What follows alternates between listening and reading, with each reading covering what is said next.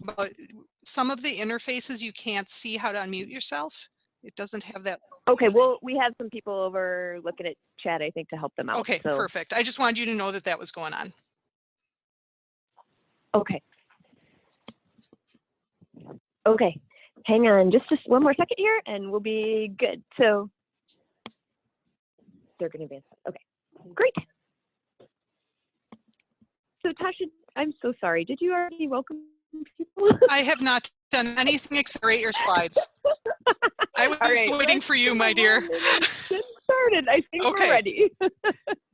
So we're queuing my welcome. All right, I will go. All right, so my name's Tasha Saker. I'm the current WILS board chair and also the assistant director at the Appleton Public Library. Are you guys gonna move to the next slide at all?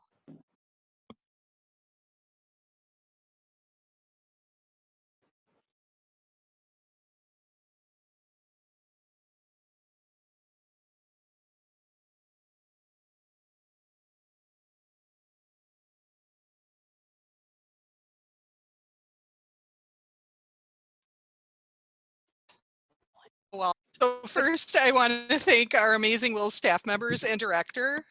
I was going to talk about technical savvy, but I'm going to pass on that right now. You do so much for our entire library community, and you do it with style, innovation, and the trademark WILS humor that we're seeing right now. As I've had the opportunity to state recently, this staff is one of the best in the library business, period. So thank you all for the hard work and talent you bring to your jobs every day and for the positive impact you have on libraries in the state. Second, thank you to the WILS board members. You've worked behind the scenes alongside the staff on task forces, committees, and projects. You're fully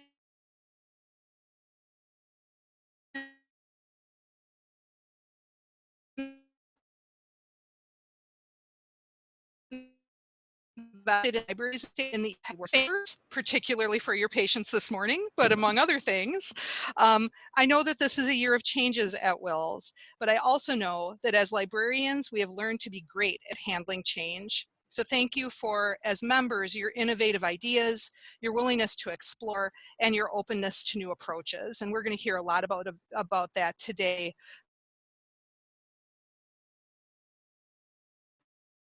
from from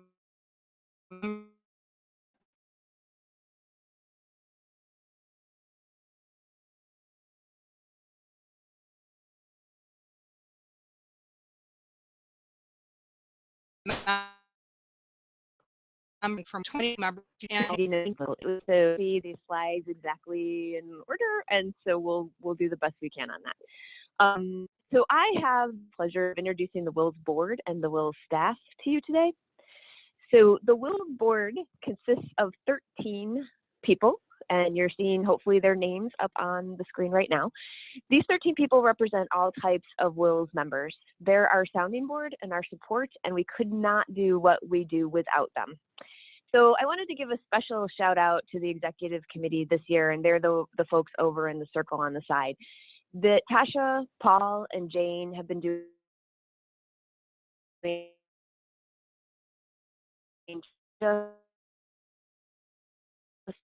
ton of, I want this transition. I want to especially thank for stepping up and stepping into the chair position for us, but also just being here for whatever we could possibly need, including narration and covering for us when we're having technical difficulties. So now I want to introduce the WILS staff to you. And you'll get to meet most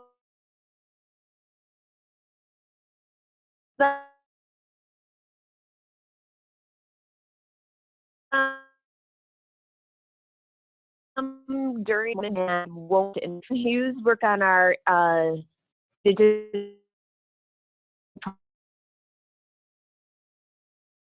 project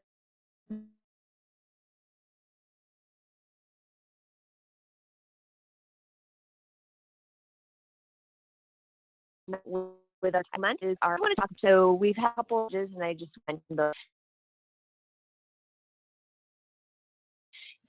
Kim, this is a new position we've added, and you'll be hearing more from Kim later today. The second thing I wanted to mention is we had an opportunity this year with 2 resignations in our admin team to rehire those positions. We've added Rebecca and Sarah and Lisa over in the left-hand corner, and these 3 are now functioning as a true team positions, but they have a lot of redundancy. And what we're seeing with this is clearer and faster support for our staff and our members, and these guys are absolutely rocking it. So I'm guessing that you probably had the opportunity to talk to at least one of them, and if not, you probably will in the future. So thanks to the 3 of them for creating this awesome new team. So I get the pleasure of also introducing our team is resources that provide to help our members. I'll begin off our meeting with some presenters from our Ideas to Action program. Melody and Emily will tell you more about that program in a minute, but I wanted to share one thing I love about it. So this program provides monetary resources to individual members who then create resources that benefit the entire WILS community. I love that these grants create that ripple effect, right? In essence, they're a pebble that can create waves well beyond that individual member. I'm going to turn it over now to Melody to tell you more about the program and to hear from a couple of those participants. Thank you, Steph. So for the past 2 years, WILS has had the privilege of providing support to our members through our Ideas to Action Fund. Our financial strength means that we can turn your ideas into reality. Investing in our members drives innovation and collaboration that in turn fuels other libraries to take projects further.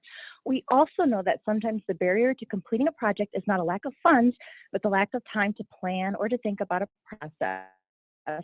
So as a part of the Ideas to Action, we also offer members the option to apply for WILS staff time to help organize projects, provide expertise in facilitation and survey administration or other project activities. Excuse me.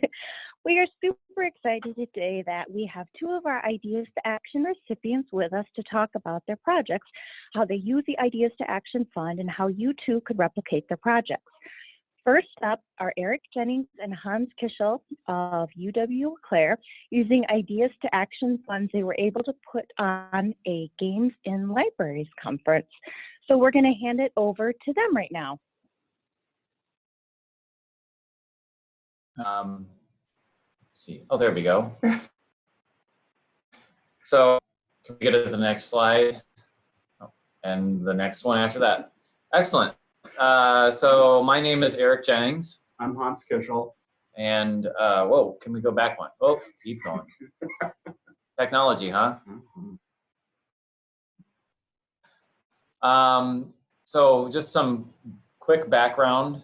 We started this project in 2017, and we had the idea that we would want to put on this because we are game enthusiasts, and we kept planning and planning and planning, and in 2018 is really when we started to hit some roadblocks, which is where the WILS Ideas to Action grant came in, and the big roadblock for us was the fact that in order to host a conference like this, we had to charge people money. For the UW system at UW-Eau Claire, there's a lot of red tape, and finding ways to get money from people to host a conference is incredibly difficult. And what the Ideas to Action grant allowed us to do was to make the conference completely free to attendees. And so you'll see here that it basically was a 3-year process, and we implemented it in the summer of 2019, so specifically in the end of May in 2019. Next slide, please. Okay, so yeah, May 31st is when we had the conference, and we ended up with 75 registrants, people who wanted to connect with others across the state mostly. We did have people that came from Texas, but most of the attendees were from Wisconsin. and were interested in the topic, and also thought that the presentations and breakout sessions sounded interesting. And so that the cost was a big part of the fact that people came, not having to pay for the conference, made it much more appealing. And so we did do a survey and asked everyone, I think it was afterwards, how much they would have paid to get an idea of just how much they thought it was worth, and then looking ahead to see, could we do this again? Next slide. So this is just this is from that survey that Hans was just mentioning in terms of satisfaction. The left-hand side, you can see the blue and the orange are basically the satisfied folks. So in both cases, in terms of their satisfaction of the actual conference and how they used it in the workplace, those percentages are over 90%. So we feel fairly confident that what we were able to do was of value to our attendees.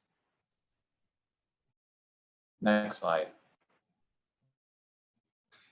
So in that survey, we got 39 of 31 respondents saying, yes, we should do this again. And we do anticipate holding this again in the future. Our keynote speaker actually indicated that he would be willing to host it at his library next time. And we thought that maybe moving it around from different libraries would be an idea. And we're thinking that because of because of the way that ACRL conference works, we would hold it on non-ACRL years. But there's no plans at this point for this year doing it again, but we may start looking at options for next year and beyond. Next slide. So this obviously is, and it didn't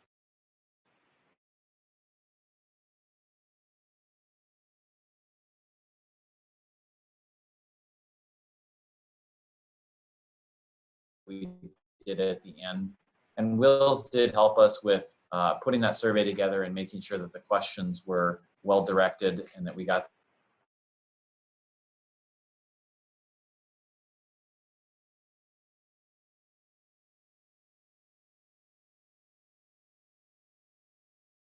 things into practice at their library. That's an indication that this was a necessary and needed thing for people, because gaming is not just something that's limited to, basement. It is becoming a thing in libraries. It's not unique in that regard anymore. And so I think this is one of the biggest values that people got from this, is that they were able to take that and put it into practice. So next slide. We're flying through this. Mm-hmm. So go ahead. Yeah, so this is, we're going to kind of jump around, and Eric will probably jump in at times too, but this is some of the lessons that we learned. So, you can see what we have listed up there, but they're not cheap to host. That is, we saved a ton of money by doing this on our campus. We actually did it in our own library, so we did not have to pay for a room, which when we actually started looking at the rest of campus, even our own campus, it was very expensive to get rooms. So the fact that we were able to host it in our own library helped a great deal. Start planning. Go ahead. No, and on that point, one of the things that I really appreciated with the WiLS grant was that because we were able to save money by hosting it in the library, we were able to transfer that into making the conference not only free to attend, but also food. So really the only cost for people to attend was getting here, and if they decided to stay overnight. We really didn't anticipate people intentionally staying overnight. We wanted to make this a in and out trip, but the WiLS grant really afforded us that opportunity to make it as cheap as possible for attendees. Yeah. Start planning early. Yeah, and that we discovered, I mean, you saw from our timeline at the beginning that there were lots of things that we didn't anticipate, and just it took time to get a hold of people and get things straightened out. And so it was, having that time frame was good. We never felt completely rushed, but at the beginning we thought it was going to be much easier and go much quicker. Starting small is a really good idea. We limited it, and we said this is what we're going to cap it at, and it worked out really well. We actually started with 50, and we didn't even anticipate that we'd get 50 people, and then we had to bump it up 75, and that was definitely the max for us. Yeah. And so the topics were, I think that was a big part of this, is that gaming and games are becoming something that is becoming sort of a hot topic within libraries and within the world at large. And so that really helped with our turnout and with getting people to come and speak, which was really good. The logistics of all of this are basically, we learned a lot in terms of we needed to have, I think, more people who were involved in running this. Having a moderator at each breakout session who can keep track of time would be really useful. One of the things that I felt afterwards was that there wasn't enough time in between sessions for people to connect and talk. That was one of the things that we noticed, was that just getting a bunch of people interested in these topics together in the same room and letting them talk was fascinating and was very fruitful for many people. So that's all we have. We're welcome to take your questions.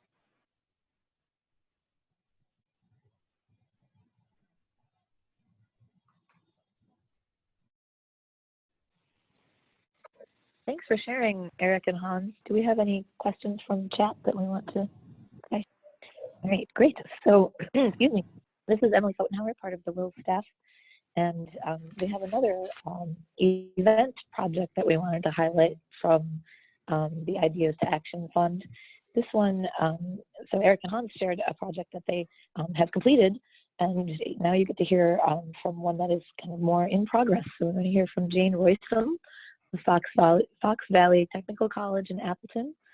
Jane is also a member of our WiLS board. And SPTC received Ideas to Action funds in 2019 to host an OER Textbook Create Fest, which is coming up later this spring. So I'll turn it over to Jane to share her work.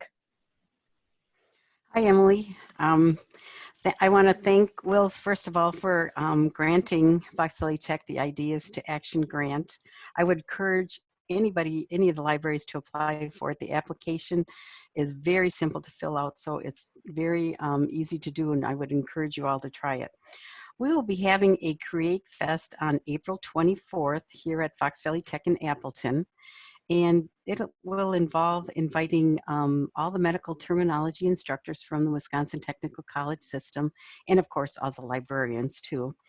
And it's going to be a day full of creativity and collaboration, and we're hoping that this is just the beginning of a yearly event that will work on different subject areas for OER. So Andy has helped us plan and budget this project. She's been great. We will have the schedule for the Create Fest will be in the morning, will be open to anybody who wants to come to it, because it's going to be very general about OER. Hillary Barker from the Wisconsin Technical College system will be there talking about what's going on in Wisconsin with all the technical colleges. And Cindy Domenica from Nicolet College in Rhinelander will be talking about press books and OER at Nicolet. Nicolet is the first technical college in Wisconsin to have a Z degree credit in criminal justice, so that's pretty exciting. And then Joss from Fox Valley Technical College Learning Innovation in Wisconsin Line will be talking about changing the jukebox for medical terminology pronunciation into a VR game. And then we'll have lunch, and then we'll break out into work groups, and we're going to have 3 work groups. One will be resources, so it'll be mainly talking about, oh, you can move to the next one, I'm sorry, the next slide. We'll be working on LibGuides, one back. And we'll be talking about LibGuides, and we'll also be talking about you know, other areas of resources that we can use for the classes in medical terminology. I just wanted to mention too that we got the idea of Create Fest from OpenStax, which does a Create Fest or Creator Fest every year in Houston at Rice University. This year it'll be on March 24th through 27th for higher ed, and March 25th and 26th for K-12. And I do want to encourage anybody from K-12 to come to this also, because I really think you can still learn a lot from it. We also, during the resources group, will be talking about you know, all the different areas in the medical terminology. Like we'll be talking about the examples that Val has up here, like how to deal with the copyright, how to deal with Creative Commons and that kind of thing. So it'll be a lot of interesting topics we'll be talking about. Next slide, please. And this is what we have right now for the WISC Online medical terminology pronouncing jukebox. So this will be turned into VR. And because we're going to be using the grant for this, the technical college here has awarded us some capital budget money for fiscal year 2021. So we will be putting a VR lab in our library. So any student can use it. They don't have to have their own Oculus Quest or anything. You can move to the next slide. We've decided on the Oculus Quest because it's very affordable. It's about $500. The only problem, it's not available right now, but we're hoping by July 1st there'll be more out there. Everything is in the headset, so you don't have to have a super duper computer or anything to run this system. And it's very affordable, no cords. So we're just very excited about it. Next slide, please. Because of the grant, we are also going to join CCOER, which is College Consortium for Open Educational Resources, as the Wisconsin Technical College System Consortium. So any of our colleges can join us at a discount price for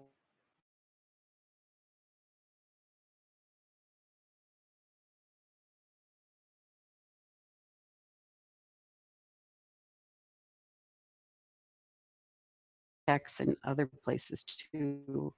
But throughout the whole year, CCOER offers wonderful webinars that you can take advantage of. They had one already in February.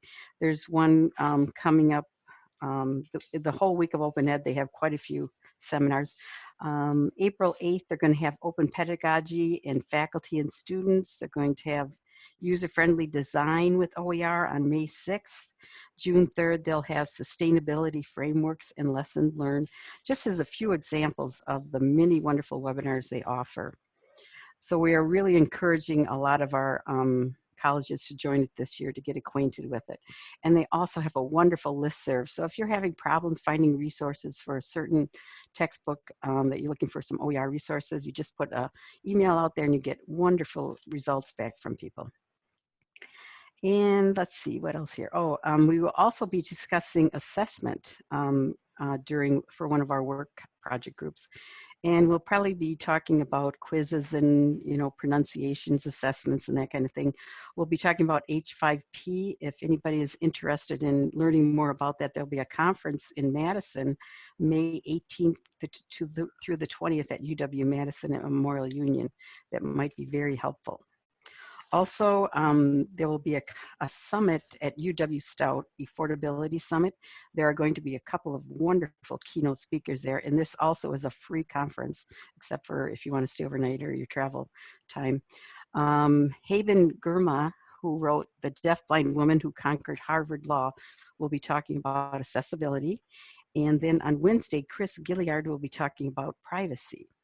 And there'll be a whole bunch of really wonderful sessions at that also. So make sure if you have time to go to that. But Create Fest will be just a wonderful learning experience, I think, for everybody. And you can go to the next slide if you want. We're hoping for a lot of collaboration, and we will eventually share out everything that we do with this. And we're hoping it'll become a yearly event for the technical college and to work on different textbooks for different subject areas. But again, I want to thank WiLS for this opportunity, and I especially want to thank Steph because it's her last day, because without her at WiLS, I don't think we wouldn't be here today. And because of her, WiLS is ready to move into the future. So thank you. Any questions? Thanks so much, Jane. Do we have any questions? If you have questions for Jane or Eric or Hans, you can go ahead and post them in the chat.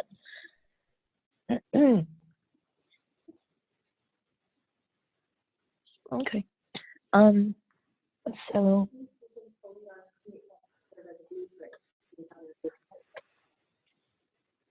it sounds like you got a nice comment, Jane, from the chat that this is a really great sort of blueprint or model for other kinds of events in the OER space or in other spaces.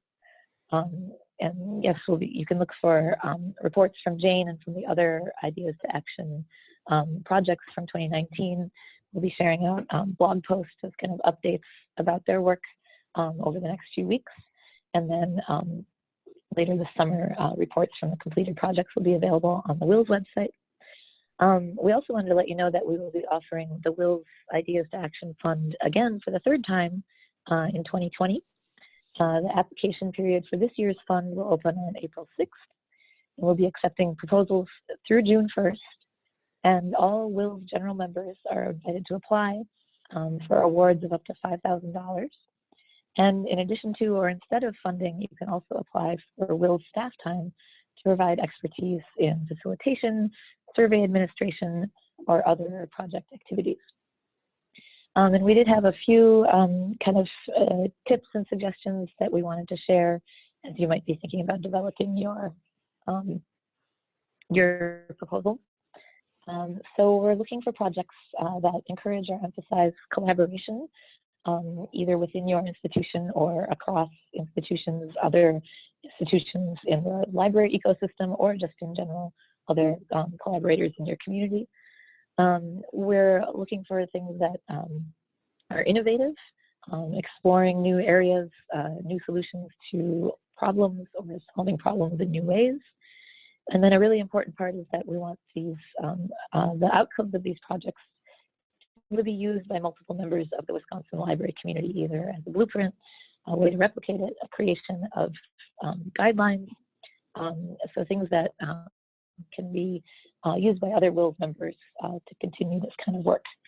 We do have a really good question about, and this is for Jane, about whether the OER Create Fest would make sense as a sort of a blueprint for other maker type events. So I think more like maker space or creator kinds of things. So Jane, if you're still on the line, do you have a thought about, is this kind of model something that would work for that? Yes, we're hoping that this will be a model for other Create Fests or whatever you want to call them in the future. We're hoping that this will just be the start of something that will really take off and help OER to grow in the state. Cool. So a few sort of tips if you're thinking about putting together a proposal for 2020.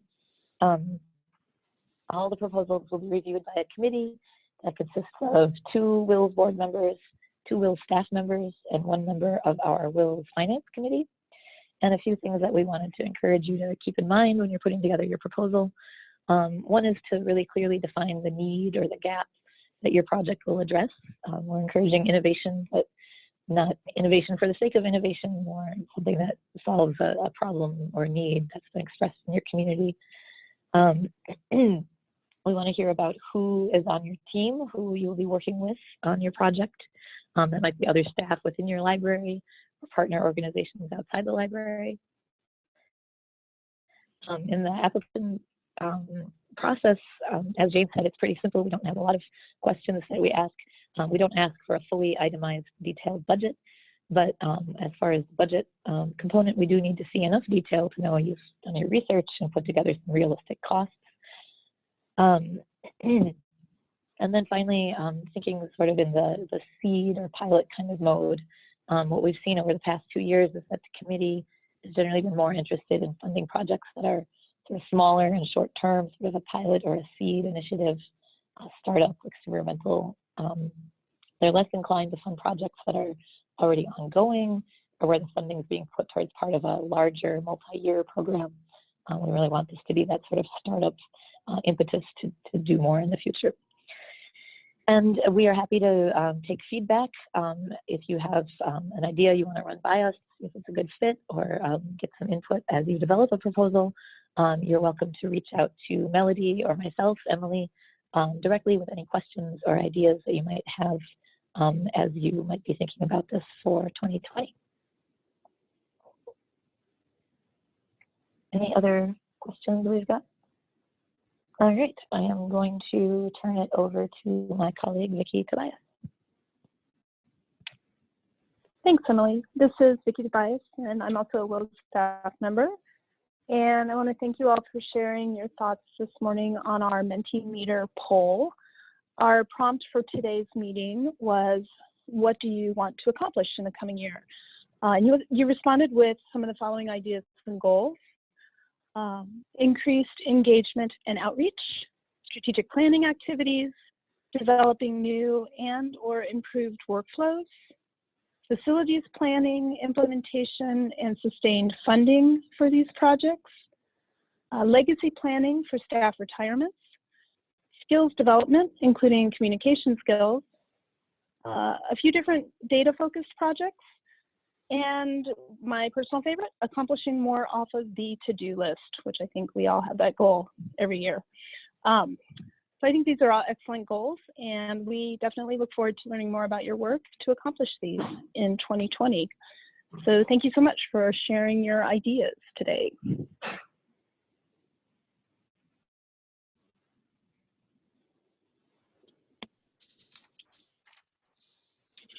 Next up, hi, this is Bruce Smith from WiLS, one of the staff members. Tasha is going to come back and give you an overview of the business model work that we have done this past year.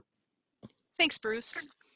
So in 2019, the Board and Finance Committee agreed that it was time to review our business model. The model had been created in 2013 as WiLS was developing new services as part of the separation from UW-Madison. That model was made without any data or knowledge of how things would go. And while it was working well, the group felt it was time to use what we've learned in the last 5 years to reevaluate and make changes. A work group was formed that included WiLS board members, finance committee members, and staff. The group discussed each component of the business model, considering its challenges and strengths, and then developed models that aligned with the WiLS values, addressed the challenges, and retained the strengths. We finished our work in November and brought the recommendations to the December 2019 Board and Finance Committee joint meeting, where they were approved unanimously and enthusiastically. This new model that you're about to hear about allows for more flexibility, which we think will lead to more innovation and experimentation and will benefit the WiLS community as a whole. It provides more guidance for WiLS staff.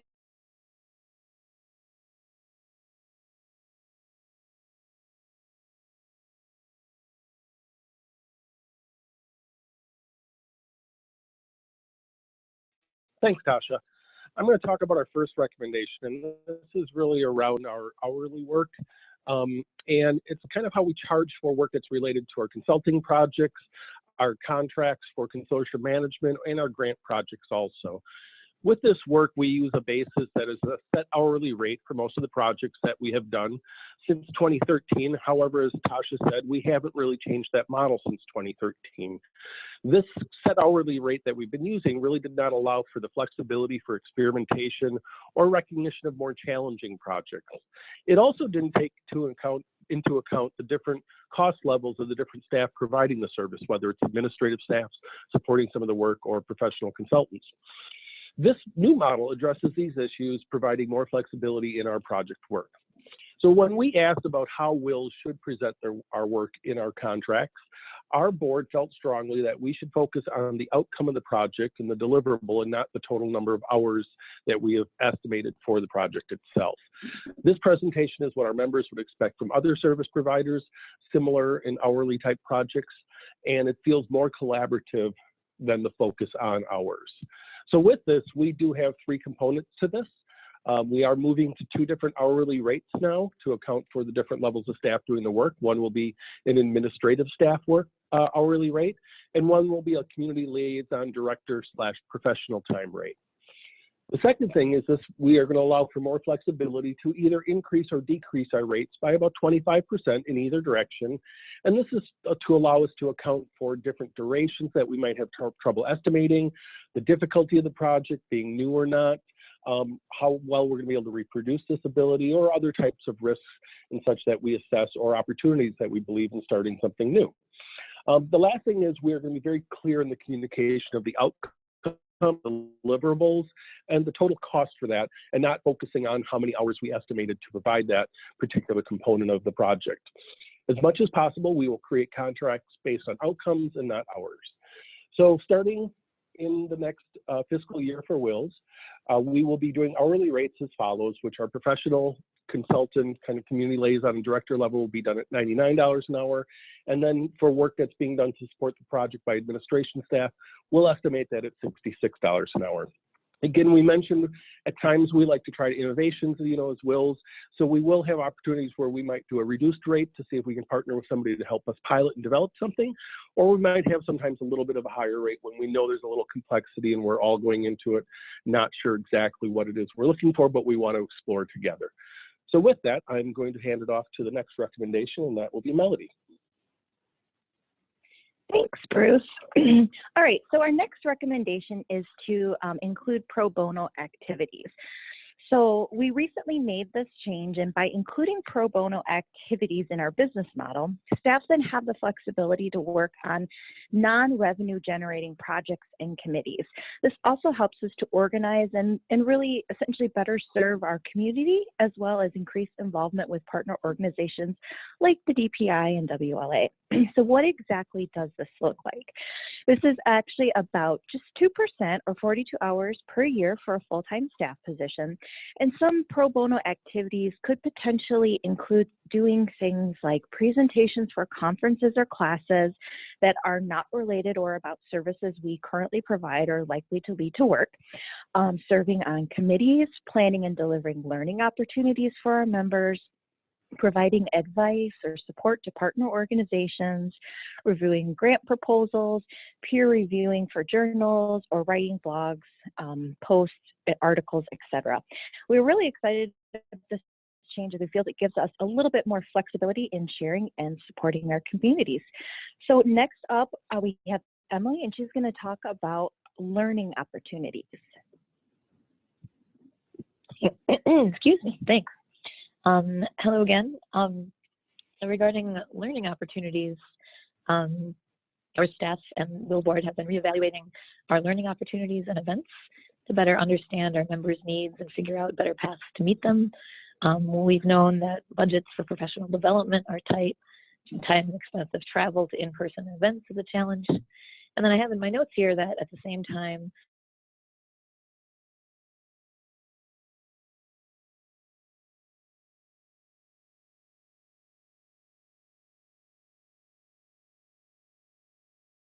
virtual learning is a priority for folks. So as you may have heard, we will not be putting on WiLS World or Peer Council this year in 2020. We've absolutely loved putting together those events for many years, but we've decided not to hold either event in 2020. And during this time, we'll be continuing to work on evaluating the learning opportunities that we offer and the needs of our members to better serve you as you learn and take on professional development activities. So in 2020, we will be continuing to provide virtual learning opportunities that we already share, such as WiLS World Shorts and Taco Tuesdays. We're also expecting to offer more Good WiLS Ambassador opportunities. This is an opportunity where we contribute to your registration costs and travel costs for you to attend conferences in the state or in the region, and then report back to the WILS members on what you've learned to share that with the broader library community. And internally, we've formed a learning opportunities working group, which is developing a better understanding of the current professional development landscape and exploring what we need to deliver the most accessible and affordable learning opportunities to all of you. I'm going to pass this on now to Jeff. Hi, everyone. I'm Jeff Bruner with the Cooperative Purchasing Service here at WILS. So as you can see on the slide, we will be investigating moving the cooperative purchasing fees to a tiered membership model. And this year, we're going to undertake some activities as steps towards that end. The current model, which has remained largely unchanged since 2013, roughly breaks down to a $199 per year subscription to the WiLS service, or the Cooperative Purchasing Service, and then an additional, generally 5% fee added on top of each subscription purchase through the service. Historically and increasingly, WILS has not been comfortable with that current model for cooperative purchasing revenue. As vendors continue to raise prices, our fees also increase, and we don't philosophically support those vendor increases, and we don't want our fees to be coupled to them in that way any longer. We also want our fees to be predictable and transparent to our members. The new model allows for WILS to have the flexibility to increase or decrease the membership fee as needed, depending on necessary revenue. Of course, we would take plenty of discussion and feedback from members prior to any change like that. Ultimately, the goal, as I said, is to transition the Cooperative Purchasing Service to some sort of tiered membership model, decoupled from the vendors' business models. That'll likely be different for every library type. For instance, we've heard from our K-12 libraries that they don't really want us to change their business model. They're happy with it the way it is, but that's not true across the board. For the 2020-2021 fiscal year, we'll implement partial steps towards a membership model for co-op. That includes freezing WILS fees for academics and encouraging members to run more of the direct purchases that they do through vendors through WILS without additional WILS fees added on. So libraries could pay the same amount they're paying directly to members, but it could run through WILS. That change is going to give us the flexibility to work with vendors that don't provide for service fees to work on issues like open access that could also save money for members. And putting those additional subscriptions through the WILS service will allow us to gauge volume and help us to set up the business model in a way that's going to be equitable for all, but sustainable for WILS and the community. So with that said, I will turn the microphone over to Steph. Thank you, Jeff. So I'm going to talk about our final recommendation, which is expertise. And this recommendation is to increase the knowledge base we have available for project requests, either as additional staff and or one-time projects, to build relationships and test experts that could have value to our members. This recommendation, I think, is a little different than the others. It isn't really a change for us. It's more of a codification of something we believe in. We want to bring the best information and services that we can to our members, and that means that we want to invest in expertise. And this expertise, as it says on the slide, could be for a project, right? We bring in someone who has some expertise for a specific thing, or it could be investing in additional staff that would add to our knowledge base and would also mean that that staff may not be immediately cost recovery. And that's why this fits into our business model and was approved by our board and finance committee. So our first sort of embodiment of this philosophy is hiring a new data analyst, and that is Kim Kieswetter. I'm going to turn it over to Kim and give her a chance to introduce herself to all of you. I think that I'm unmuted. Can you hear me? I can hear you, Kim. Good. So I am so excited. My name is Kim Kieswetter, and I am joining the team, as Steph just mentioned, as the new data analyst. And I am really honored and excited to have the opportunity to serve the WILS community through this position. Just brief background, I've worked in research in a variety of capacities for the past decade, and I spent the last 2 years largely focused on informal learning environments like museums, zoos, and science festivals. My academic background is in the social sciences, and I have extensive experience in both quantitative and qualitative research and data collection endeavors, and I love opportunities to use both of them. So as I mentioned, I'm really excited to bring my skill set to partner with all of you and find ways that we can leverage this position to support the really important work I know you all are doing in libraries across Wisconsin. Thank you. Thank you, Kim. And as you heard, we really, when we were looking for someone for this position, we were looking for that data and research expertise, and we think Kim has a ton of it. We're super excited to bring her expertise to this community and to help us provide even better services and help you solve problems that you have now with data. So we're very excited about the addition of Kim. Okay, I am going to also now do a little introduction to our WILS update. I mentioned earlier today that one of the themes for our meetings today was resources that we provide. And each year as part of this meeting, we do an update of what WILS is up to. So this year, we're focusing on things we're doing and also resources that this work is creating that we think can help further our members and help you save time and money. So I'm going to turn it over to Sarah Gold to kick us off. Thanks, Steph. Good morning, everyone. I work on a number of projects, and I'm going to talk about a few. Our members do more with their time and money as part of our mission and one of our organizational values. We've developed some creative ways to connect our members and vendor partners with each other. And over the past year, we've introduced 3 resources in cooperative purchasing to help members get the information they need through communication channels that work for them and their schedules. The first one is cooperative discussion lists, and the co-op team has set up 2 different sets of lists. One set is by market type and is used by WILS staff to push out information about trials, vendors, products, learning opportunities, and other helpful information. And then the second set consists of subject-themed lists in 27 areas that are designed to be used to promote monthly theme promotions, answer questions about products around a specific topic area, and to also explore new products in a specific area.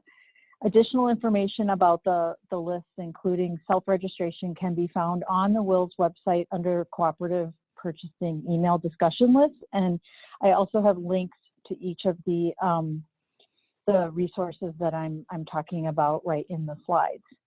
So the second resource is the monthly co-op promos, and the idea behind these was conceived in 2019 and began in January of this year. And the purpose is to promote WILS vendor partners on a monthly basis with memorable themed content. For example, in January, the theme was New Year, New You, and we featured language learning resources, financial databases, health and wellness resources, et cetera. So these will be each month and will be pushed out to each of our different member types on the cooperative discussion list. And then finally, our final resource is our Taco Tuesday series. And the Taco Tuesdays, or Talking About Co-op Opportunities, is a once a month webinar presented the first Tuesday of every month. The program features 4 vendors in 15-minute segments talking about a product or service available via WILS. The sessions are recorded and then segmented by vendor and product and then posted on the WILS website in addition to being shared. And on alternate months, we feature Taco Tuesday Potluck, which focuses on a theme. And March's theme will be all about user stats. So the great thing about Taco Tuesdays is that we've received very positive feedback from both members and vendors alike. So in addition to cooperative purchasing, we have 2 exciting projects to mention. The first is the Wisconsin Digital Library Consortium. Oops. There we go, thanks. The WISDLC, or otherwise known as the Wisconsin Schools Digital Library Consortium, provides ebooks and audiobooks to over 164,000 K-12 students in 134 districts via 3 collections for elementary, middle, and high school students. The collections are powered by Overdrive, and the cost to join the consortium is not 150, sorry, 150 pennies. It's $1.50 per student annually. And the growth of the collections is really quite impressive. The unique titles year to date is almost 7,500 titles compared to 4,500 at the beginning of 2019. The total copies grew from 8,000 titles last year to nearly 14,000 at the beginning of this year. And the WSDLC has gained 25 new districts and 32,000 students in 2019. A second project that WiLS has been involved in for 4 years and is a little bit less known than the WSDLC is the Money Smart Kids Read Week. Money Smart Kids Read Week is a project that each year the American Library Association and Consumer Financial Protection Bureau team up to select an outstanding money-themed children's book. And then WiLS works with 6 states this year, including Wisconsin, to select a distributor, solicit bids for the title, gather orders, communicate with the project manager, sponsors, and participants, and then ensure that the books are delivered to sites. So, okay, I'm going to now turn it over to Melissa McClymans to talk more about things you will like. Thanks, Sarah. Good morning, everyone. Over the past year, we've been working to ask the right questions to point our members in the right direction. We've had a busy year of surveys, one-on-one interviews, facilitated visioning sessions, questionnaires, phone calls, and in-person meetings. We've pulled together community members of all sorts, including students and faculty members, fellow librarians, and public library patrons, to find the information our members need to know.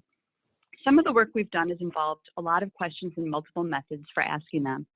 We'd like to highlight just a few examples of the work we've done in the past year, learning about community needs to shape decisions made and directions taken by our library community. So first up, connecting with system staff, using a survey, interviewing librarians in our state and CE providers in other states, we explored what are the biggest barriers and the greatest motivators for public library staff for CE participation. The result was a report delivered to DPI with 5 main recommendations to improve rates of participation, from advocating for financial support to improving the certification and contact hour process. And that's linked on that slide if you're interested in learning more about it. Neither snow nor ice could keep us from facilitating 5 in-person sessions on the Carroll campus to learn from faculty, staff, and students what they envisioned as the library of the future. With feedback from the library director, we developed a set of questions to get at the needs of the Carroll community for the library to be prepared to change spaces and possibly services to make sure those needs would be met. We shared our findings with Joe Hardenbrook, the director at Carroll, and he and his staff crafted a remarkable report for his administration. It's really some great work. And then finally, we've worked with dozens and dozens of public libraries over the past few years to create strategic plans rooted in data and strong understanding of community needs. While every library is unique, we did hear at least one shared need: marketing plans. In fact, I don't know if I've written a strategic plan in the last 2 years that didn't have a communication and marketing component in it. With that knowledge, we've begun to develop a process to craft not just a marketing plan, but a marketing implementation guide. Templates, tools, and workflows, and even decisions about voice and audience are part of this guide, which we really consider strategic doing. As part of this development process, we worked with Waukesha Public Library, and through questionnaires and in-person meetings, we developed a marketing implementation guide unique to the library's needs. Because it was a pilot project, we will work to improve and fine-tune that work, almost certainly by asking more questions.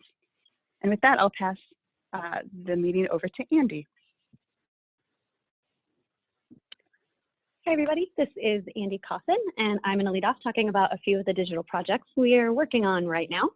The first is this fall we began a cooperative agreement with IMLS to mentor 10 small rural and tribal libraries around the country who are working on their own community memory projects. These libraries received grants in IMLS's new Accelerating Promising Practices funding category, designed to build capacity at small libraries through participation in communities of practice. So over the next 2 years, WILS team members Emily Fotenhauer and Vicki Tobias are mentoring and supporting this cohort as they take on oral history initiatives, community digitization events, and other projects to document and share their unique local stories. Another project we're working on is Listening to War. For the last couple of years, we've been working with community organizations across the state to identify, digitize, preserve, and provide access to oral history audio recordings of Wisconsinites' experiences during 20th century conflicts in a project called Listening to War. Through partnerships with the Wisconsin Historical Society and the Wisconsin Veterans Museum, and with funding from the National Endowment for the Humanities, this collection is going to launch this fall to the public. So keep an eye on Recollection Wisconsin website for developments on that. And finally, CCDC, we are entering the final phase of the IMLS-funded Curating Community Digital Collections project, which teamed up 2 cohorts of library school students, mentors, and site supervisors for field projects in digital stewardship at small libraries and cultural heritage organizations. Over the last 2 years, 16 students and 15 host institutions received training and mentoring from Recollection Wisconsin to manage, preserve, and provide access to digital content. The final project phase, which is beginning right now, will compile all of the documentation and the resources used and the materials developed during the last 2 years so they're usable by other community members who need them. Next slide, please. Thank you. I want to talk very briefly about a couple of upcoming events that Emily mentioned earlier. The first is our next Taco Tuesday potluck, which is March 3rd, I believe, at 11:30. And then we also have our next WILS World Shorts, which is March 13th at 1 o'clock, and that will focus on web accessibility. Bringing back a program from last year's WILS World, you can visit the WILS website to register, learn more about both of those. And also a quick heads up to the folks on the call, our annual report will be coming out very soon, we hope in the next week. And we'll send that to you when we send you the slides and recording from today's meeting. And with that, I'm going to turn it back over to Steph. Thank you, Andy. So as you've heard throughout the course of our meeting today, WILS does a lot of stuff, right? And we do this with a relatively small staff. We also try to be extremely responsive to our members' needs. And we can do this for a lot of reasons, but one of them is our organizational structure. And so I'm going to take a minute to talk about why WILS is like a cat spine, because, you know, I like cats and it seems like a good way to describe things. So cats, as you know, are incredibly flexible, just like WILS is. And they can take amazing leaps. And we try to do that too, right? We try to be innovative. We try to do new things in the community to help all of you. So with cats, they can do this because their spines are unique. They rotate more than the spines of other animals. And their vertebrae have flexible and elastic cushioning on their discs, which add to their amazing abilities. And before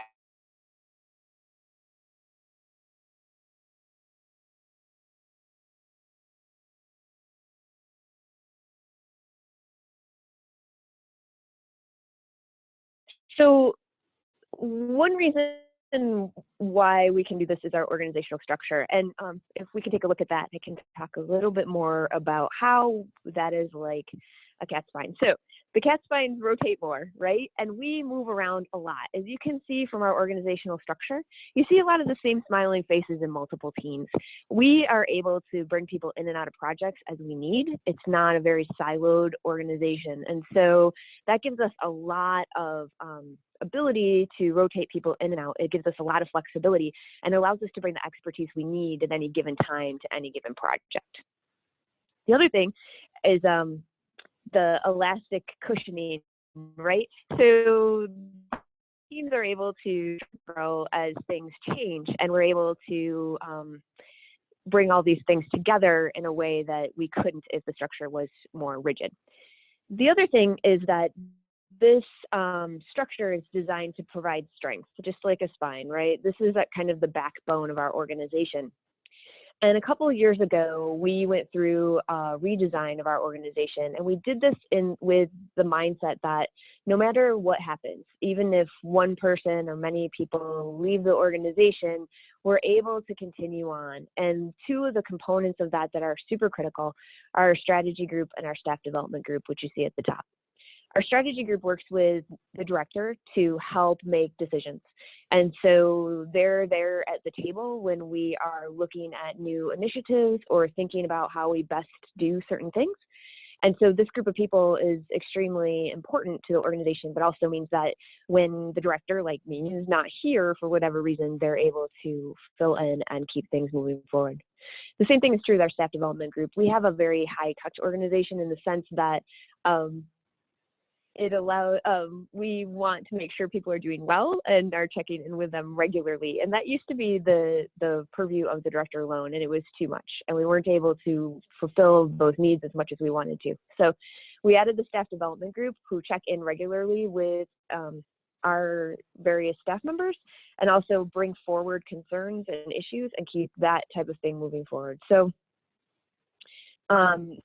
what this does together is provide a structure that keeps going, no matter who is here or not in the future. So I think that's all I want to say about the little org chart and about the cat spines. And I think it's your turn now. So do you have any questions for us today?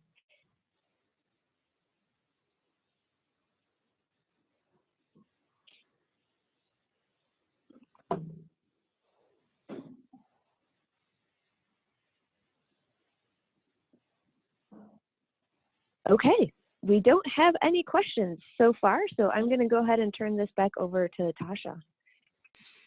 Great, thank you, Steph. So as both Jane and Steph mentioned, this is Steph's last day at WiLS, and I'm doing the board goodbye thing,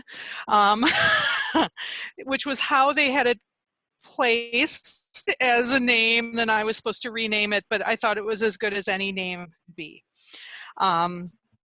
So I'm going to talk a little bit about the time I've spent with staff, and then I have some comments from other board members as well, and then I'm going to try not to cry. And so we're all going to try not to cry together. All right? Is it a pact? One of the greatest privileges of my career was to be involved in putting together the initial staff of the new WiLS.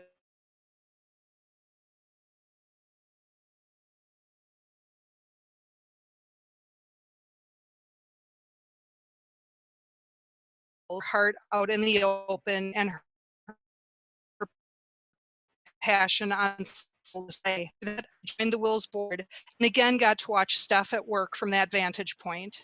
In the process, we became dear friends, people who could talk together, cry together, and rejoice together about the complexities of our work and lives. I was part of the extended and exhaustive and exhausting PLSR project for library system redesign. I was honored to be a facilitator on a very complex work group, but my greatest joy was getting to work on that larger project with Steph. We spent hours going over documents, messaging each other back and forth, thinking about ways forward in a positive direction, and yes, a little venting when things got difficult. Now it's my ongoing pleasure to continue serving on the WiLS board and to help select our next director. But I know that our current director cannot be truly replaced. So as I mentioned, it's not only me who has loved working with Steph. Other board members have shared a few words. Teresa Voss says, Steph is one of the most genuine people I know. That same characteristic permeates her work at WiLS, where it's looking out for all of our members. She has a gift to be able to ask the tough questions in a way that gets people to think about what is right. Some of my fondest memories are breakfast meetings at the WIMTA conference in the Dells. Barbara Bratton says, when I first got to Wisconsin, Steph was one of my first visitors and was so warm and welcoming that I knew I was joining a wonderful library community. I have loved watching her creative approach to work and will miss her leadership. Wishing you the very best, Steph. Back to me. Steph is a visionary, someone who speaks from the heart, cares for everyone around her. See, I knew I was going to fall apart. Okay, it's going to be okay. Breathe with me, people. cares for everyone around her with her entire being, and believes in libraries, impact, and our future. She is an embodiment of hope, of grace, and of determination. During the difficult year, it was incredible to watch her rise from tragedy and once again create a new vision, time for herself. So please join me, and I'm sorry if you are crying with me, in rejoicing in our exiting director. And now I have to take my glasses off and wipe my eyes because I can't see my script anymore. Wishing her a glorious future, and knowing that we will all carry on her vision of heartfelt service, innovation, and compassion. Steph, we wish you all the best, genuinely heartfelt and tear-filled on my part, and I know that you will continue to support libraries, love the state of Wisconsin, and be part of our communities for a long, long time. So thank you. That's all I got, guys. Thank you, Tasha. So when we set up this room today, we're all together in one room. We set it up so that the speaker is looking in the corner. So I'm so grateful for that right now. I can't make this through this and see everybody. So I thought about this moment for quite some time and what I would say. So I realized that there are no words adequate enough to express my gratitude and what it has meant to be part of this community. So I'm just going to say this, I'm going to miss it. I'm going to miss the work. I'm going to miss the community, all of you who have been so supportive and generous. I'm going to miss working with the best board ever, and it's been the best board ever, amazingly, for like 9 years. It's been an incredible board, and for all of the years I've been at WiLS. So I'll miss their advisement and their thoughtful input and their kindness and their support of me. But most of all, I'm going to miss my colleagues, the WiLS staff. I'm going to even miss Kyle. I'm maybe especially going to miss Kyle. It's rare to find a group of people who work together toward the same goal so well for so many years. It's even more rare to find a group that does that with excellence and with joy and with caring for the work, but even more for one another. And while I know it's time for me to go, I'm going to miss that. I'm going to miss being part of that. I love all of them. And with that, I am going to say thanks. Thanks to the staff, to the board, to the community, and to all of you for being here today. If you have questions, you can find us at the addresses listed below.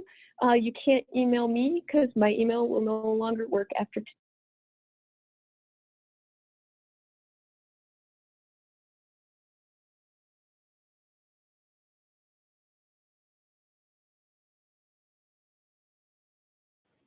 Okay, if we don't have any questions, we are going to say goodbye and thanks and have a great day.